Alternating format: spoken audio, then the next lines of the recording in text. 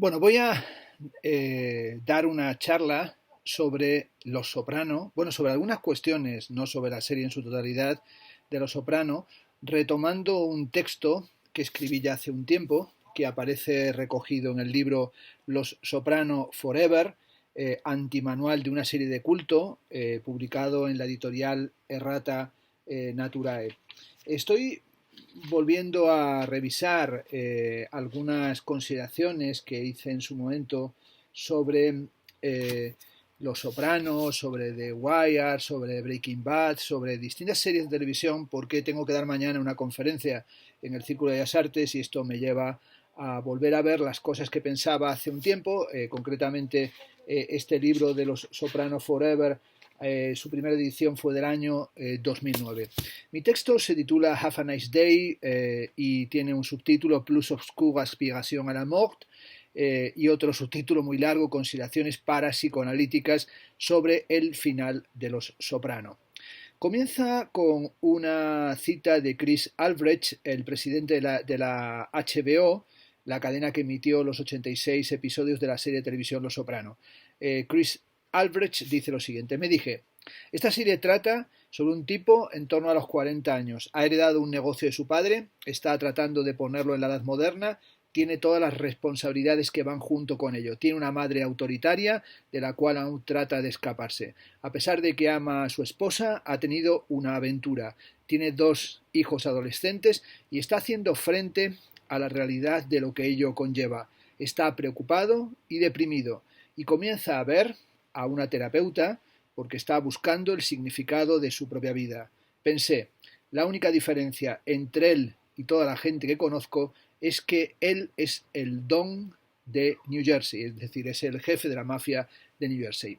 El primer fragmento, no lo voy a leer todo, de este texto, entre otras cosas porque es un ensayo muy largo de 30 páginas a un espacio. El primer pasaje se titula Final de partida. Bueno, quería comenzar recordando que lo primero que vemos en Casino de Martin Scorsese, en esa maravillosa película, son unas palabras que dice basada en una historia real. Luego un tipo con la corbata rosada aparece y luego es lo que vemos, una explosión del coche al dar a la llave de contacto y aparece un cuerpo ingrávido y luego una especie de imagen que tiene el sentido de la caída de los condenados. Es una película, Casino, evidentemente en Las Vegas, entendiendo que Las Vegas es un espejismo. Es el espacio, el lugar, la ciudad del juego, una ciudad del juego que está en el corazón del desierto. Esa ciudad revisada por Venturi, Scott Brown y Eisenhower en el mítico libro Learning from Las Vegas. He revisado en muchas ocasiones Casino de Scorsese y me han atrapado algunas frases como aquella en la que, hablando de Las Vegas, dicen que Las Vegas es como un túnel de lavado para la moral de los mafiosos, que concluye de forma magistral advirtiendo que esta ciudad hace por nosotros lo que Lourdes hace por los jorobados y los paralíticos. Allí en medio del desierto están todos organizados para llevarse el dinero de todos los pardillos del mundo, creyendo que van a ganar cuando en realidad van a perder. En F for Fake, Orson Welles recuerda que cuando Howard Hughes, el magnate de Hollywood, se hizo eremita, precisamente se retiró a Las Vegas y allí la ciudad del juego fue su guarida. Su retiro, a la manera clásica de los eremitas, era un retiro al desierto, aunque el desierto se retiró antes para dejar sitio a las tragaperras y a las mesas de juego. Ese enfermo crónico de picnolepsia se compró la mayor parte de los hoteles y se instaló en las habitaciones superiores del Desert Inn. Y en todos esos años, dice con cara burlona Orson Welles en F de Fraude, no se vio ni una sombra tras esa ventana. La gente de Las Vegas mantuvo los ojos abiertos, no veía nada y creía todo lo que se decían los unos a los otros. Atónitos observadores dicen haber visto al excéntrico magnate a las 4 de la mañana paseándose por esta autopista sin calcetines y con un par de cajas de Kleenex en lugar de zapatos. Y dice Orson Welles, ¿me lo creo? Las Vegas es sin duda un lugar que en realidad está en ninguna parte. Es el desparramamiento urbano, se apagan las luces, desaparece la ciudad. Robert Venturi, Scott Brown y Denise Scott Brown y Stephen Isenhour en Learning from Las Vegas a mediados de los años 70 incitaron a los arquitectos a aprender la lección del strip. El pop transformaba la arquitectura y, como decían allí en ese libro, si prescindimos de los anuncios nos quedamos sin lugar. Algunos han dicho que en realidad Las Vegas es Disney World para los jubilados o el Disney World para estar en chándal. Al final del casino todo cae por tierra mientras suena la música de Bach. La demolición del imperio mafioso lleva hasta una filosofía de la nostalgia. Escuchamos al final la voz en off de Robert De Niro que dice: mientras los niños juegan a los piratas, papá y mamá pierden al póker los ahorros y el dinero de la universidad del hijo mayor. En los viejos tiempos los croupiers sabían tu nombre, lo que bebías y cómo jugabas. Hoy es como facturar en un aeropuerto. Si pides algo en el hotel, con suerte te lo traen al día siguiente. Las Vegas convierte toda realidad en escarnio. En cierto sentido, Las Vegas es la vanitas postmoderna por excelencia. El sitio donde anything goes, pero también la ciudad que tiene un lema incontestable: no one does it better. Nadie lo hace mejor. El segundo fragmento lo titulé Rastros de la resaca. Los Sopranos son, entre comillas, los herederos del patético final de Casino de Scorsese. Mafiosos de segunda fila, sin reparo en andar en chándal por aquí y por allá, fumando un puro en el cochazo de regreso a casa. La familia de New Jersey carece en todos los sentidos de glamour. Tony Soprano suele aparecer en albornoz en la cocina de su casa, con el rostro ojeroso. Silvio va trajeado, pero con unas corbatas inverosímiles que le caracterizan como un hortera, mientras que Paulie, tan preocupado por mantenerse seductor, no puede ocultar su barriga cervecera en esa ropa deportiva con la que se enfunda. Los Soprano tienen algo de proceso desmitificador, pero también de retorno espectral de la historia mafiosa recreada desde la obscenidad de lo cotidiano. Todo sucede después de la fiesta, cuando la resaca ha sido monumental. La temporalidad del post-festum es la del melancólico, un yo ya sido, esa forma del ser ahí, retrasado siempre con respecto a sí mismo, en la que se ha perdido para siempre la fiesta, mientras que el tiempo ante festum corresponde a la esquizofrenia, una vivencia en la que lo importante es la anticipación, mientras que el Dasein aparecería en estas manifestaciones como aquello que siempre se anticipa a sí mismo, mientras que habría una especie de, aquí sigo a Kimbimura, una suerte de intrafestum que tiene que ver con la neurosis obsesiva, la adherencia al presente, o bien con la epilepsia, en la carencia que brota por el exceso estático de la presencia. Los Soprano llegan demasiado tarde y además no lo hacen ni siquiera en el sitio adecuado. Es una mafia en chándal, una mafia tardía, una mafia decadente, pero también es una mafia periférica y en este sentido tiene algo de mascarada. Viven entre la amnesia y la pasión por lo obsceno. Sus fiestas son fiestas neutralizadas y en realidad todo tiene que ver con una especie de padre ausente o postizo, pero también con una revelación del carácter violento de la familia. El tercer fragmento lo titulé Extimidad repugnante y tomé la idea de Lacan, de extimité, cuando dice que la extimité es un proceso complejo en el que nos ponemos hondamente en relación con la cosa. Por culpa de los mass media sufrimos la maldición de la cercanía. Estamos en la era del primer plano. Bueno, y este canal de YouTube es horroroso porque siempre este primer plano de mi calva, de mi barba de varios días, de la papada flácida, es decir, de algo que es un primer plano absolutamente deplorable, abyecto, como un retrato continuo de un tipo fofo que se repite y que habla atropelladamente, pero como decimos, los mass media se basan en esta maldición de la cercanía, la era del primer plano, cuando la verdad queda reducida a sudor, a emocionalidad, a desquiciamiento. La focalización marginal, valga la paradoja, de Los Soprano, nos ofrece el rostro de aquello que, teniendo que imponer respeto, la mafia, se convierte sin embargo en algo casi ridículo. Estamos conscientes de que al final no pasa nada, es decir, la mafia aquí es una mafia rutinaria.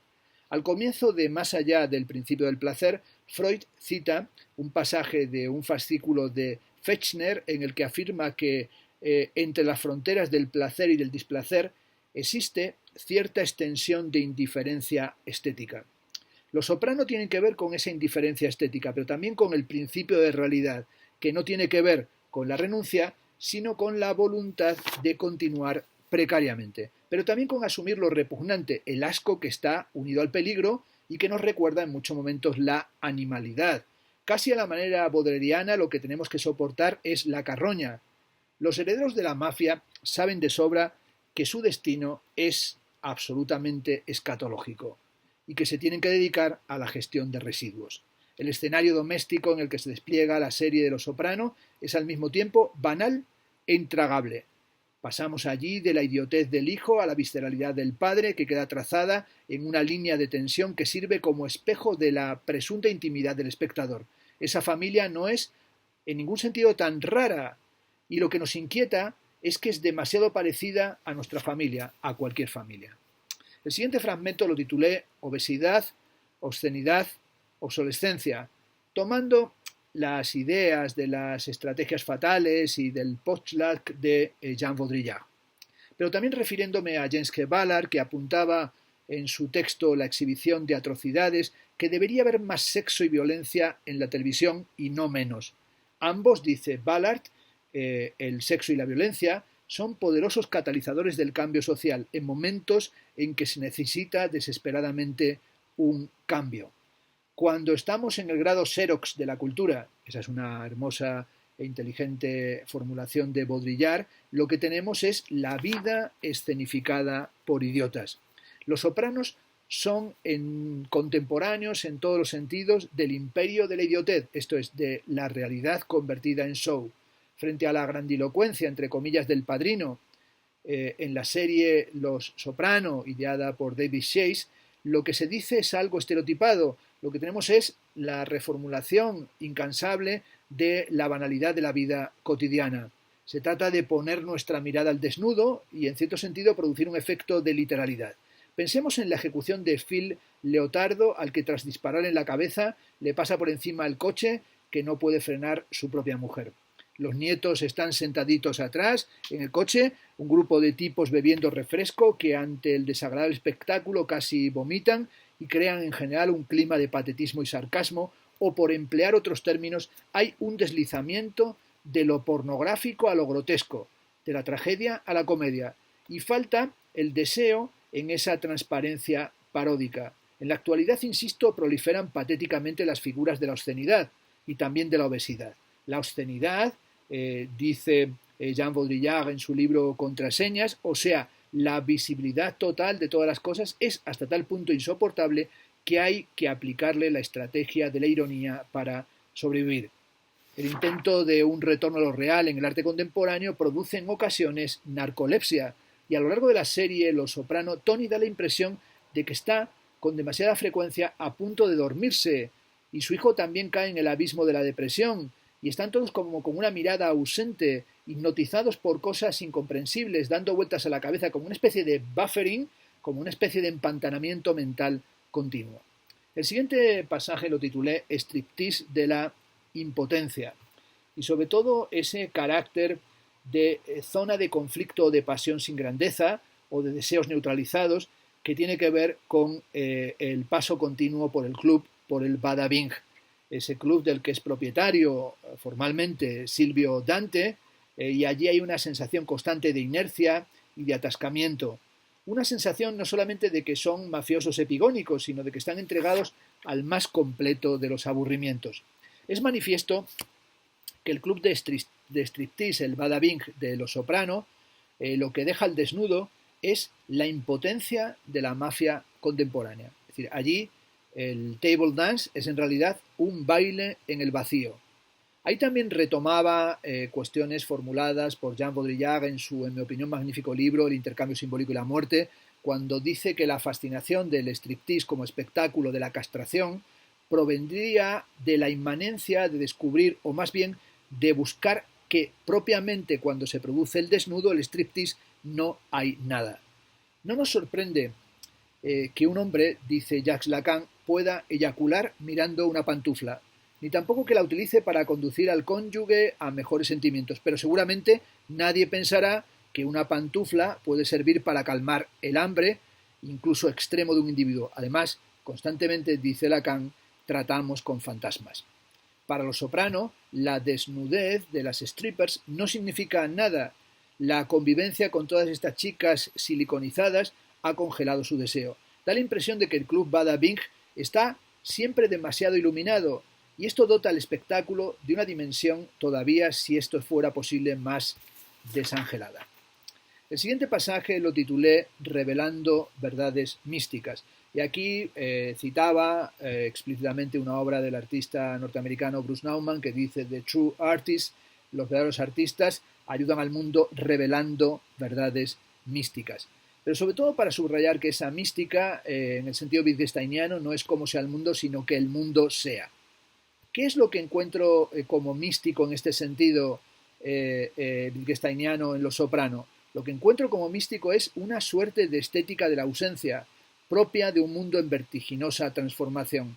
Un mundo que no tiene Wunderblog, un mundo que no tiene bolog mágico, un mundo que no tiene memoria, un mundo en el que, si se revelan verdades místicas, no es para revelar nada trascendente, sino para revelar constantemente la ausencia de sentido en una sociedad que está dominada constantemente por la violencia. Sabemos, gracias al psicoanálisis, que el yo es eso, que el sujeto solo puede reconocer cuando ha reducido el sujeto a cosa, esto es, cuando lo ha alienado. Es esta dimensión de fake authenticity, de falsedad auténtica, de autenticidad falaz, de la que habla Joshua Glynn. Esa dimensión del místico contemporáneo, entre comillas, como un homo facer, pero también como un hombre factoide, es decir, como un hombre absolutamente falsificado. El siguiente pasaje lo titulé Los secretos indecentes de Guantánamo. Y aquí tomaba unas declaraciones del general Antonio Taguba, responsable de investigación o de la investigación abierta por el Pentágono sobre las torturas en Guantánamo, en el que dijo lo siguiente: no estoy seguro del propósito que tendría revelarlas. La mera descripción de las imágenes es suficientemente horrenda.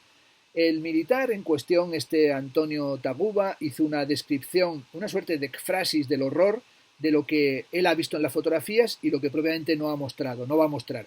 Y dice que aparece un soldado norteamericano violando a prisionera, traductor americano-egipcio sodomizando a prisionero masculino, uso de tubos fluorescentes, porras y cables como herramientas de tortura sexual. Las fotos, dice este militar, muestran torturas, abusos, violaciones y otras muchas indecencias. Bryce Whitman, portavoz del Pentágono, declaró al periódico británico The Daily Telegraph que ha mostrado una incapacidad de hacerse con los datos correctamente y que ninguna de las fotos muestran las imágenes que se describen. Esto me encanta. Las fotos no muestran las imágenes que se describen. Hay una falta de correspondencia entre la ekphrasis y las imágenes, como una especie de ceci ne pas una pipe. Esto no es una pipa, de unas imágenes que propiamente no se nos muestran. Esas imágenes están protegidas por el secreto militar. Un secreto que lo protegió incluso Barack Obama. Obama dijo que la publicación de las fotos no añadiría ningún beneficio a nuestra comprensión de lo que hicieron en el pasado un pequeño número de individuos. ¿Por qué me interesaba esto aquí? Me interesaba por la cuestión de la descripción y la visión del horror, el apofatismo del horror. Eso que aparece ya en la República de Platón, en la que Leoncio sube del Pireo por el exterior de las murallas de la ciudad de Atenas y de repente ve los cadáveres de los que han sido mutilados y condenados por sus delitos y se tapa los ojos para no verlos, pero finalmente abre los dedos y dice, dirigiéndose a sus propios ojos desorbitados: mirad, genios del mal, hartaos de este hermoso espectáculo.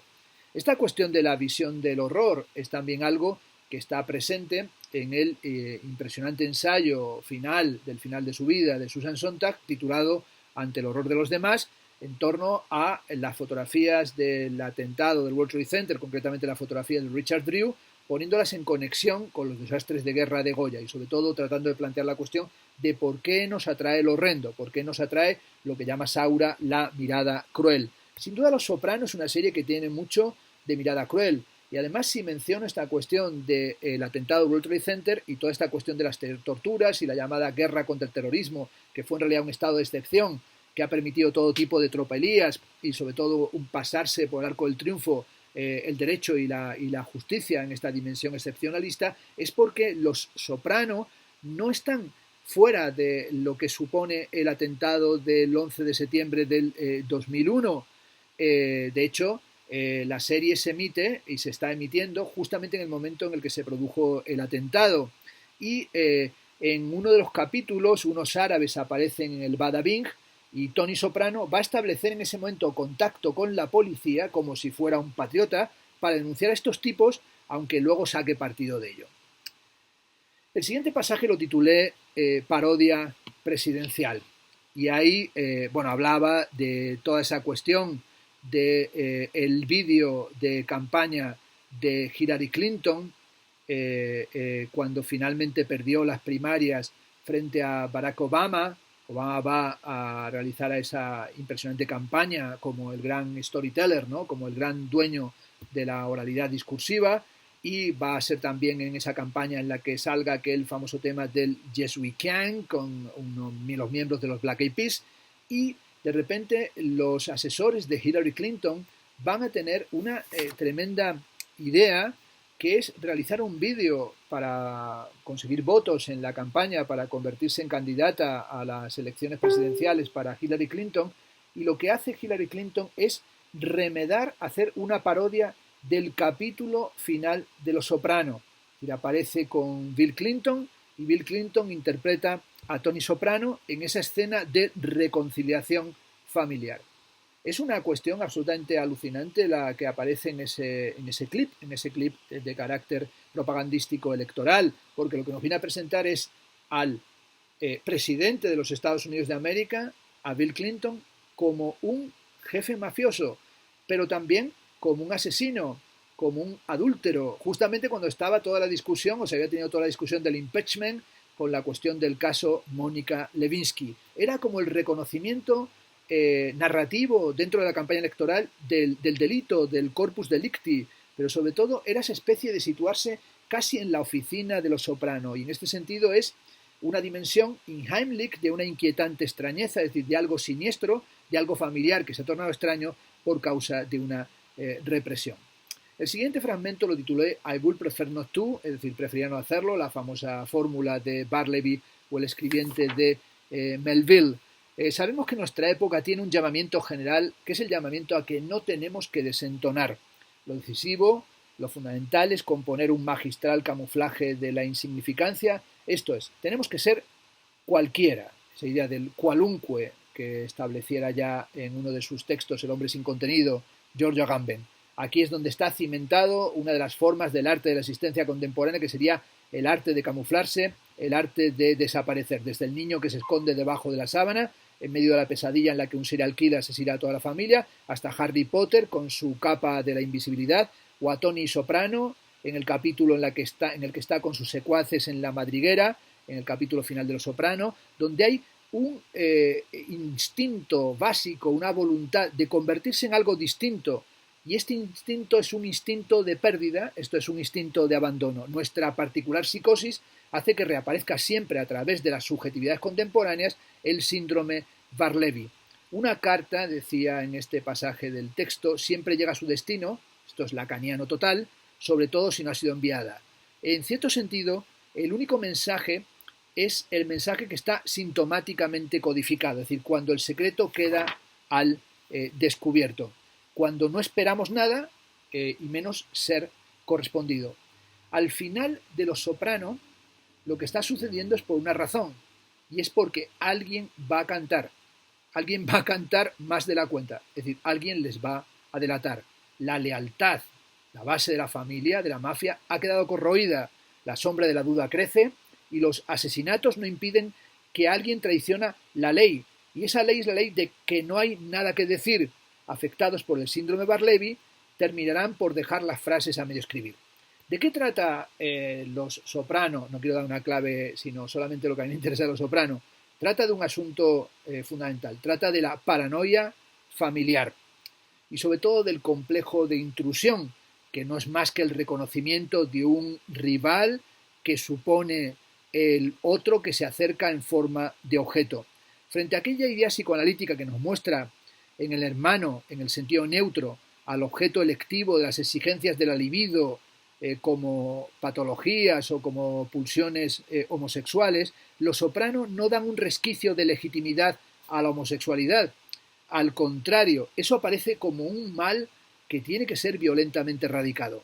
Poco importa que Vito Stafatore sea un estricto servidor, al final tendrá que ser ejecutado, aunque su condición adquiera a partir de entonces una dimensión espectral, como si lo que se hubiese puesto en escena no fuera otra cosa que lo reprimido, y lo reprimido sería lo reprimido como el espectro de la homosexualidad, como una forma de la exclusión, pero también como una especie de bunkerización de las pasiones y los deseos no resueltos ni formalizados. Las peripecias de la familia de New Jersey ponen de relieve que la agresividad, tal y como se establece en el psicoanálisis, domina la economía afectiva en una dinámica casi masoquista. El anacronismo, o mejor, la nostalgia de los buenos tiempos de la mafia que atraviesa la serie Los Soprano, es en realidad la fuente de la depresión subjetiva. Parece como si el sujeto se jugara el destino de la realidad en la experiencia, o mejor, el deseo de reencontrar al objeto materno y aferrarse al rechazo de lo real y a la destrucción del otro. Y sin embargo, Tony Soprano no tiene precisamente ningún buen recuerdo de su madre, ni desea retornar a su seno, al contrario, cifra en ese desencuentro total la clave de sus delirios. Cualquiera que sea la etapa de desarrollo en la que se produce y según el grado de culminación del Edipo, la muerte del padre tiende a agotar el progreso de la realidad. La neurosis es inseparable de una huida ante el deseo del padre que el sujeto reemplaza por su demanda. No parece que Tony esté atrapado en la tensión edípica, ni que el espectro paterno, a la manera shakespeariana, le impulse a la venganza. El que permanece para imponer la ley. El resto fundacional de la violencia del clan mafioso es, en Los Soprano, el tío Junior. Hay que recordar que en las culturas matriarcales y la mafia, a pesar de las apariencias, en cierto sentido lo es, la autoridad familiar no se encuentra representada por el padre, sino por lo común por el tío materno. Él es el que custodia las tradiciones y también el maestro de la transgresión, aquel que propone juegos peligrosos y el que posibilita que el padre se distancie del lugar del crimen, pero también el padre se desplaza del instante del goce.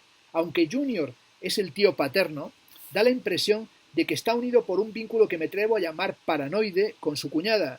Ambos forman la escena imponente de la recriminación, el foco conflictivo que mantiene permanentemente a Tony Soprano traumatizado. La familia mafiosa es en todos los sentidos un grupo de completé. Sus conexiones son conexiones paranoicas. A través de Los Soprano va modulándose el complejo fraterno que acarrea los temas de la afiliación, la usurpación, la expoliación, pero también los temas paranoides de la intrusión, de la influencia, del desdoblamiento o de las transformaciones delirantes del cuerpo. El drama psíquico familiar adquiere rango superlativo en la cotidianeidad decadente de la mafia. Ellos tienen clarísimo que la familia es el todo de la obligación y que lo que tienen no es otra cosa que el resultado de los sacrificios encadenados de la mentalidad sacrificial. Esto es una tradición que adquiere la forma de un sacrificio sangriento. Por más que Tony se esfuerza por sacar partido de la terapia psicoanalítica, no consigue otra cosa que desplazar sus síntomas o, peor, provocar una transferencia inquietante con su analista. Una resistencia es contrapuesta por el sujeto al esclarecimiento del síntoma y también se produce una transferencia afectiva que tiene al analista como objeto, y esa es la fuerza que predomina en la cura, la perpetuación de la angustia como señal primordial de un ambiente pulcro. La estancia de la psiquiatra Jennifer Malfi, que es el contrapunto ambiental del antro burocrático de Los Soprano dentro de la sala del placer negado, que es el Bada Bing, es ese espacio de la angustia del sujeto, que es un espacio que no tiene carácter dialéctico, sino que sobre todo es un espacio en el que no se resuelve nada. La actitud de Tony Soprano es la de no aceptar ese paso que supone el tú eres eso.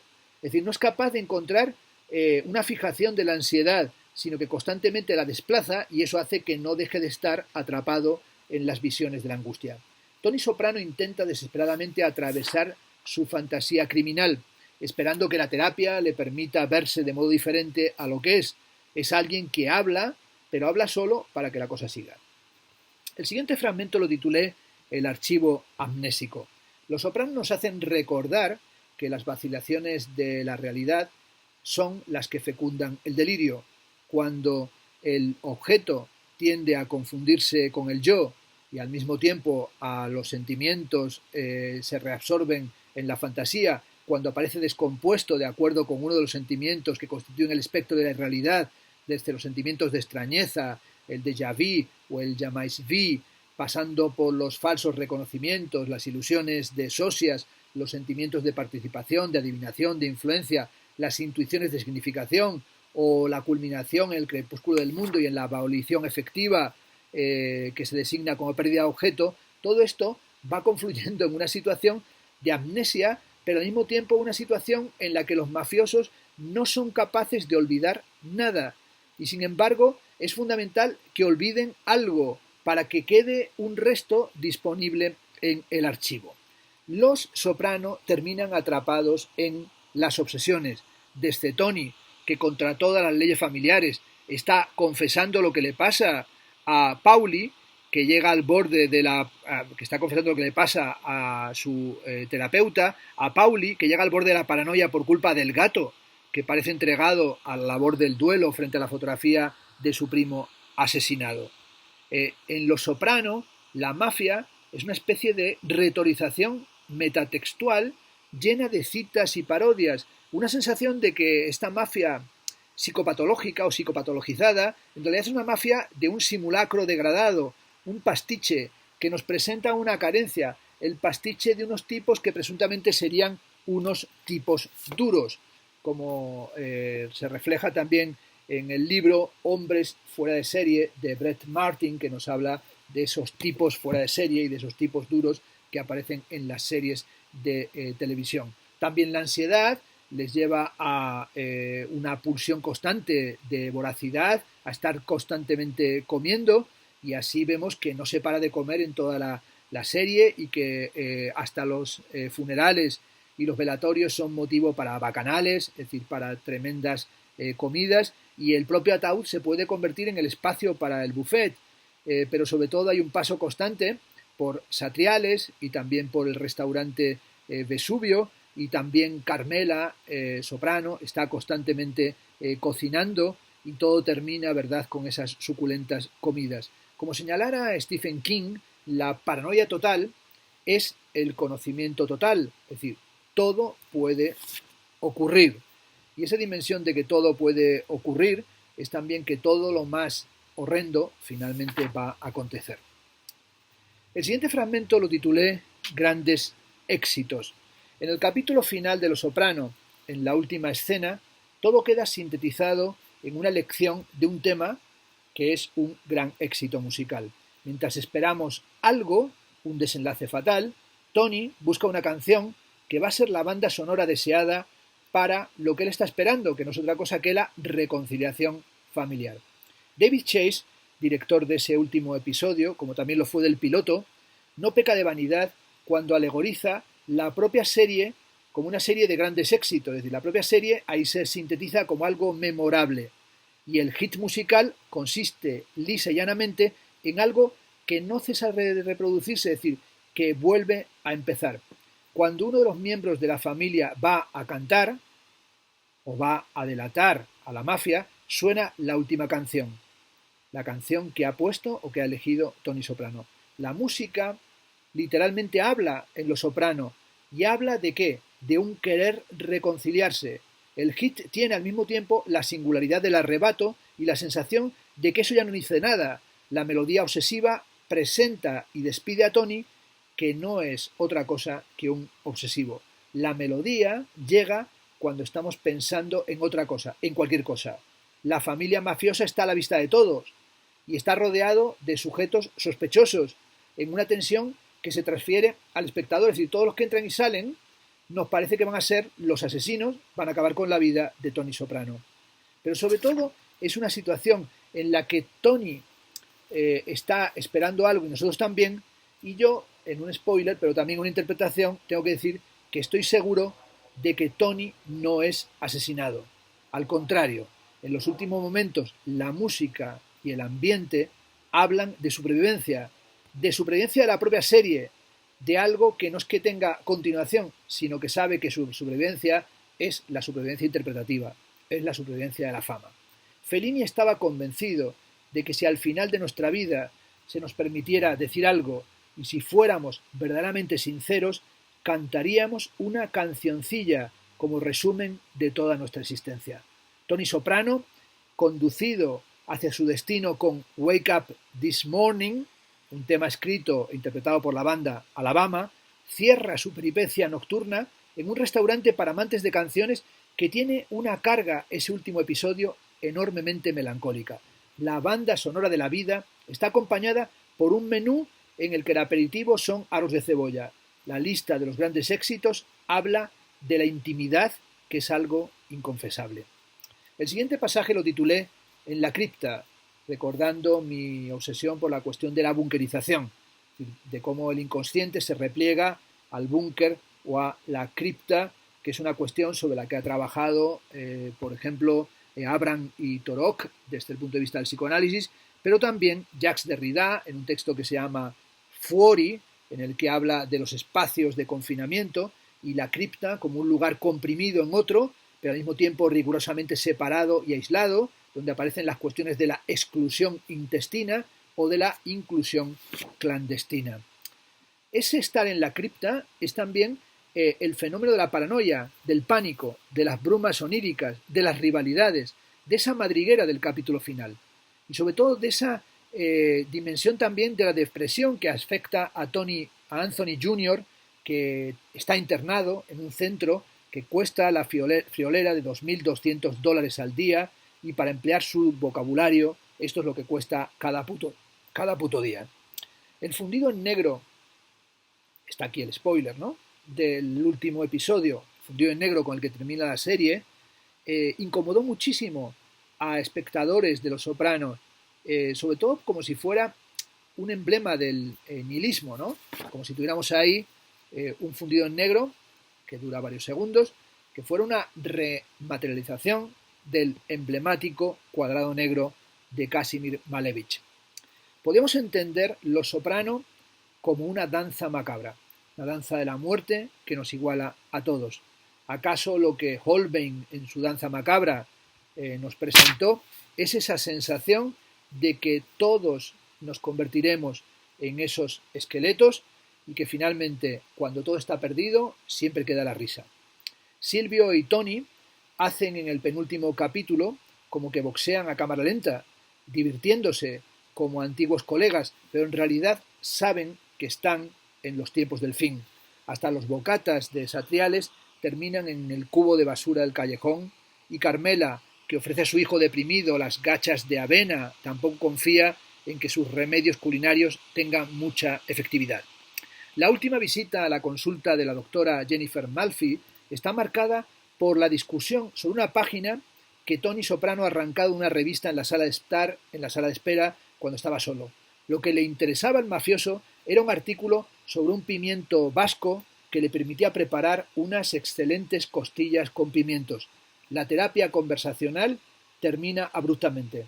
La propia psiquiatra ha tenido que escuchar con antelación en una cena con colegas divagando sobre la cuestión de que los delincuentes sociopáticos pueden llegar a fascinar a sus analistas y encontrar, gracias a su labia, una forma de continuar sus trabajos, sus crímenes, sin sentimiento de culpa. El último encuentro, entre comillas, terapéutico es en realidad un crispado intercambio de recriminaciones. A pesar de todo, Tony señala que la doctora ha hecho, dice, algo importante. ¿Qué es lo que ha hecho la doctora? Aliviar el sufrimiento, como también hacen, según el jefe del clan mafioso, las personas, dice, que ayudan a nuestros hijos. Ya no importa nada, porque las penas van a ser mandadas crudamente a la porra, y sobre todo el tono de la doctora pasará del sarcasmo a la manifiesta hostilidad. Se considera, dice Jennifer Malfi, usted le interpela a Tony Soprano, un ejemplo. Es capaz sin miedo ya de espetarle eso a Tony. Tony que se escuda precariamente en que lleva años deprimido y comprende que esa voz clínica suena, le dice, ya suenas como mi jodida mujer. Cuando escucha que ella ya no le puede ayudar terapéuticamente, explota, porque no puede comprender de qué le está hablando. Después de todo lo que han, entre comillas, compartido, parece que le importa todo un carajo. La página del picante retorna desgarrada a la revista con la que estaba matando el tiempo. He dejado la terapia, le dice a Carmela en un restaurante, y ella, su mujer, le replica con cierta dulzura, No te servía de mucho, ¿verdad? Menos mal que se toman luego unos limonchelos. El siguiente fragmento lo titulé Es probable que ni lo oigas cuando pasa. Tony Soprano vacía la piscina y luego barre lánguidamente la hojarasca, luego tiene que dormir con el fusil ametrallador en un camastro. En mitad de la muerte estamos vivos, es el proverbio que recuerdan en el funeral buffet de Bobby Bacala. He superado, dice Janice, a mamá y a todos sus retorcimientos, pero no hay nadie que me lo agradezca. En Los Soprano, más que el complejo de Edipo, gravita constantemente la presencia de la madre asfixiante. No hay aquí rastro de sublimación, ni se llega a esa actitud tematizada por Sisek como el en Jojo Simpson, goza tu síntoma. Los Soprano comienzan con una reivindicación de lo periférico. En vez del skyline de Nueva York, tenemos el paisaje global de las fábricas humeantes y de los edificios de New Jersey. Cuando el matrimonio Soprano va a ver a un psiquiatra que les tiene que ayudar con los delirios de su hijo, Tony abre la compuerta de la represión y dice: todo esto de terapia, mi madre tenía trastorno de personalidad. ¿Qué pasa? Y yo no tuve una infancia muy feliz. Había poco amor en casa. El recuerdo de aquella mujer sigue minando al hijo que apostilla. Nunca pude complacer a mi madre. El límite, dice Lacan en su estudio sobre la familia, de la realidad del objeto en la psicosis, el punto de retorno de la sublimación, nos parece indicado precisamente por ese momento que caracteriza, en nuestra opinión, al aura de la realización edípica, la erección del objeto que, según nuestra fórmula, se produce en la luz de la sorpresa. Este momento reproduce esta fase, que consideramos como constante y designamos como la fase fecunda del delirio, fase en la que los objetos transformados por una extraña dimensión inefable, se revelan como enigmas, encuentros repentinos, significaciones. Anthony Jr. llega a la conclusión de que el mundo es un lugar muy triste y jodido. Su padre, que le dice a su psiquiatra que trabaja en la gestión de residuos, pero más tarde declara que es miembro del sindicato de fontaneros, es, sin ningún género de dudas, Tony Soprano, un profesional de la obsesión. Todo se ha descarrilado en Los Soprano y, por tanto, la mafia no es ya otra cosa que un elemento en el basurero de la historia. Ninguno ignora que la familia Di Meio ya no es lo que era, solo ocurre lo peor, y además, en la tele, sale Bush bailando patéticamente con una tribu de pega. En el fondo, Tony Soprano tiene razones de sobra para la depresión, y también hay razones para que tenga ataques de pánico. El siguiente y último fragmento del texto lo titulé Por los buenos tiempos. Tony vuelve a limpiar la hojarasca del jardín. Tengo, dice, con un tono triste, que ir a ver a alguien. Sobre la chimenea del geriátrico leemos Have a nice day, el título que puse a este texto. Corrado Jr. Soprano está sentado en una silla de ruedas en la esquina de ese geriátrico con las ventanas enrejadas. Hola, dice Tony, ¿es que no me reconoces? La mirada del anciano huidiza al sesgo, es la de alguien asustado más que desafiante. Al final tenemos la escena donde el no saber se manifiesta. Queda la confusión y aún peor el olvido. La cosa nostra, dice Tony Soprano entre dientes, y Junior responde con una pregunta. ¿Estuve implicado en eso? Ya no hay ni siquiera esa dimensión de lo sublime histérico, solo la jubilación y la amargura. La neurosis de destino de Los Soprano termina con unos aros de cebolla y antes termina ya con el Alzheimer. Lo real es la totalidad del instante que se desvanece, escribió Jacques Lacan en su texto de Los nombres del Padre. Lo real, repito, es la totalidad o el instante que se desvanece. El sujeto determina su propio eclipse. El programa terapéutico, el análisis, era ciertamente interminable.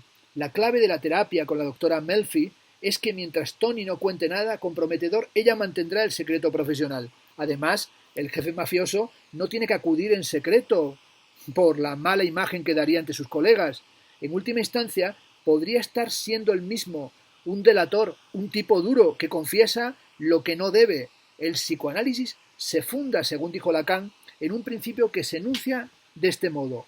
No hay relación sexual y cuyo corolario es que el goce es imposible.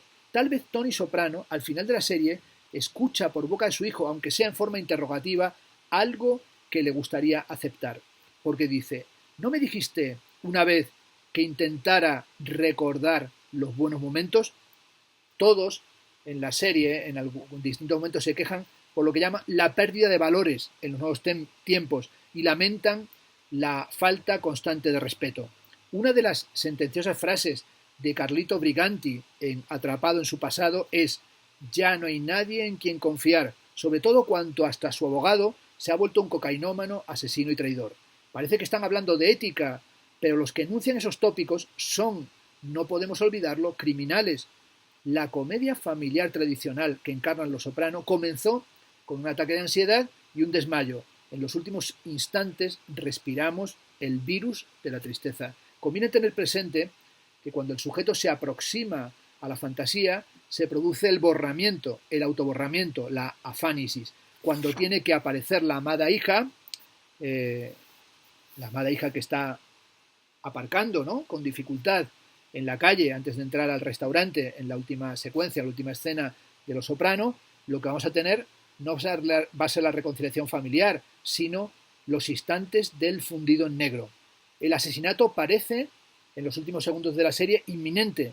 Es el propio espectador ya el que entra en paranoia, y lo único que tenemos como estéril conclusión es una suerte de silencioso delirio. Lo malo es que el silencio nos incomoda. Necesitamos que vuelva la cantinela. Ni siquiera en el club Silencio de Mulholland Drive de David Lynch dejaba de sonar la canción cuando la Llorona de Los Ángeles caía desplomada. Siempre hay un ruido minúsculo o algo extraño que nos atemoriza, como bien subrayó Cage. No existe el silencio perfecto. Las Vegas, aquel lugar desértico paradisiaco para la mafia, transformaba lo sublime ipso facto en grotesco. Little Italy, en Los Soprano, es atravesado por un autobús de turistas. Un colega, conversando por teléfono móvil con Phil Leotardo, sale en pocos pasos de su territorio originario para tener que retroceder, espantado al verse ya en Chinatown.